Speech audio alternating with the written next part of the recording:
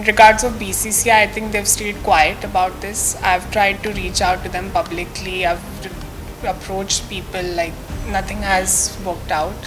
I've only been served with silence. And therefore, Cricket Australia was the one who provided me the pathway, and I'm glad that I can do that. Anaya बांगर की cricket में वापसी की राह अब एक तय तारीख से जुड़ गई, मार्च 2027। यही वो चेक पॉइंट है जब ऑस्ट्रेलिया में एलीट महिला क्रिकेट और संभावित तौर पर WBBL में खेलने की उनकी एलिजिबिलिटी को आगे एक्सेस किया जाएगा। पूर्व भारतीय क्रिकेटर और टीम इंडिया के पूर्व हेड कोच रहे संजय बांगर की बेटी अनाया बांगर को क्रिकेट ऑस्ट्रेलिया ने ऑस्ट्रेलिया में कम्युनिटी क्रिकेट खेलने की क्लियरेंस दे दी है। साथ ही उन्हें एलीट महिला क्रिकेट तक पहुंचने का एक पाथवे भी दिया गया है। लेकिन यहाँ सबसे इंपॉर्टेंट बात यह है कि क्लियरेंस WBBL में जगह की गारंटी नहीं है। 25 साल की अनाया, जो पहले मुंबई अंडर-19 क्रिकेट में खेल चुकी, मार्च 2027 में ऑस्ट्रेलिया में अपनी कॉम्पिटिटिव क्रिकेट जर्नी दोबारा शुरू करना चाहती है। अनाया बांगर ने साफ किया कि क्रिकेट ऑस्ट्रेलिया ने उन्हें कोई टीम स्पॉट नहीं दिया। उन्हें सिर्फ एक ऐसा रास्ता मिला है जिसके जरिए वो एलीट क्रिकेट में अपनी जगह बनाने की कोशिश कर सकती हैं। दर्ज यहाँ पे सही सुना। अनाया के मुताबिक उन्हें ट्रेनिंग करनी होगी, compete करना होगा, प्लेटफॉर्म पर परफॉर्म करना होगा और फिर सिलेक्शन के जरिए अपना मौका हासिल करना होगा। Today is an important day for me because after several years away from competitive cricket, I can finally speak about a pathway back to the sport that has been such a significant part of my life.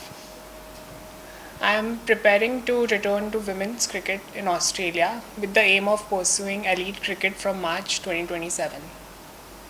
This has not been an automatic or an informal process. Cricket Australia has a framework designed to balance fairness, competitive integrity, and inclusion in women's sport, and my case has been considered through that framework. My understanding is that Cricket Australia's review considered a comprehensive body of information relating to my circumstances, including my medical history, surgical history, hormone and testosterone levels, my cricketing background and playing footage as well, and the scientific and athletic performance work undertaken with Manchester Metropolitan University's Institute of Sport. I appreciate the thoroughness of that process. For me, it was important that this was assessed through an established sporting framework rather than simply being a question of public opinion.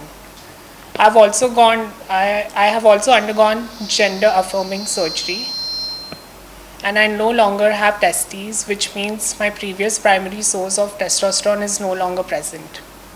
My most recent blood test in July recorded total testosterone at 0.6 nanomoles. That is within the female reference range reported by the laboratory.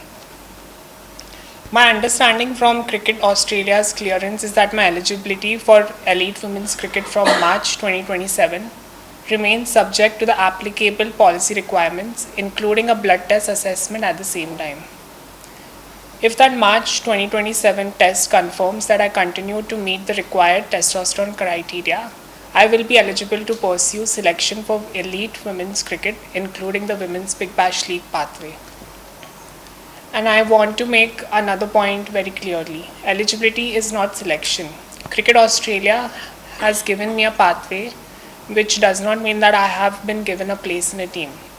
I still have to train, compete, perform, and earn that opportunity. That's exactly how I want it. I don't expect my history or my identity to earn me a place on a cricket team. I want my cricket to earn me a place on a cricket team. I know the standard of women's cricket is extremely high. I know there will be scrutiny, questions, and different opinions. I respect that women's sport has legitimate considerations about fairness and competitive integrity. At the same time, I believe inclusion and fairness do not have to be treated as mutually exclusive principles. Good sporting policy should be capable of considering both. This is why I respect the process Cricket Australia has followed in considering my case. For me personally, this is about more than a policy decision. I began playing cricket because I love the sport. I competed because I wanted to become better. And when I transitioned, one of the most difficult possibilities I had to confront was that cricket might no longer have a place for me. I spent years trying to find a way back. Today, I finally have a pathway to try. I'm not claiming that I have made a team, I am saying that I have been given the opportunity to compete for one, and I intend to work for it. I hope that my journey can also contribute to a more informed conversation around transgender athletes in women's sport and how sporting organizations can approach these questions responsibly with evidence, individual assessment, fairness, and respect. But ultimately, I want the conversation to come back to where it started from me. Cricket. I want to train again. I want to compete again. I want to walk back onto a cricket field again. I spent a long time believing that chapter of my life was over. Now I have the opportunity to write the next one. Thank you. Any questions? I've got this letter of proof with me right here from Cricket Australia. I'm going to read it for y'all.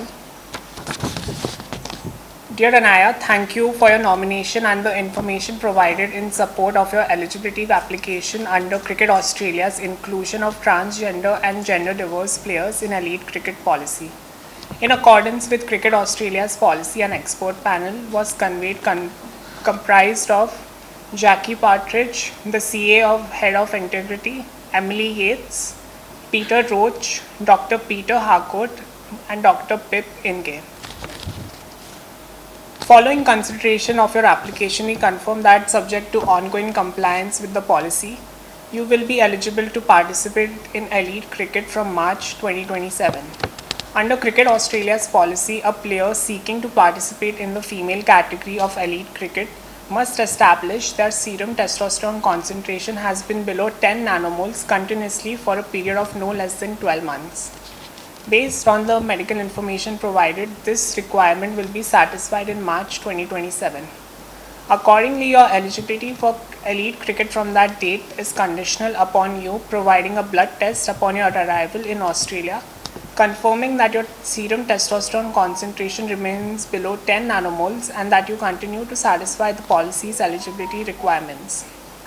Until March 2027, you remain eligible to participate in Premier Cricket competitions in any state or territory of Australia.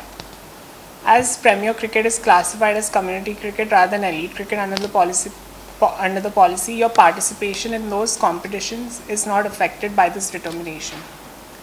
We appreciate your cooperation through this process. Yours sincerely, Jackie Partridge, Head of Integrity on behalf of Cricket Australia.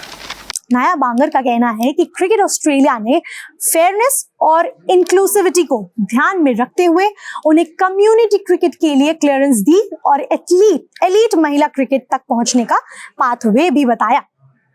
अब उनकी नजर मार्च 2027 पर है। तब तक उनका focus होगा Australia में क्लब क्रिकेट, लगातार ट्रेनिंग और कॉम्पिटिटिव क्रिकेट में खुद को साबित करना, क्योंकि अनाया बांगर के लिए ये WBBL यानी विमेंस बिग बैश लीग की गारंटीड एंट्री नहीं है, बल्कि एक सेकंड चांस है, एक ऐसा मौका जहां आगे का रास्ता उनके एलिजिबिलिटी क्राइटेरिया और उनकी क्रिकेटिंग परफॉर्मेंस दोनों से तय होगा। मार्च 2027 में होने वाला असेसमेंट अब अनाया बांगर की इस क्रिकेट कमबैक स्टोरी का सबसे इंपॉर्टेंट पड़ाव होगा। एलिजिबिलिटी क्लियर होने के बाद भी WBBL का दरवाजा सिलेक्शन और परफॉर्मेंस के जरिए ही खुलेगा।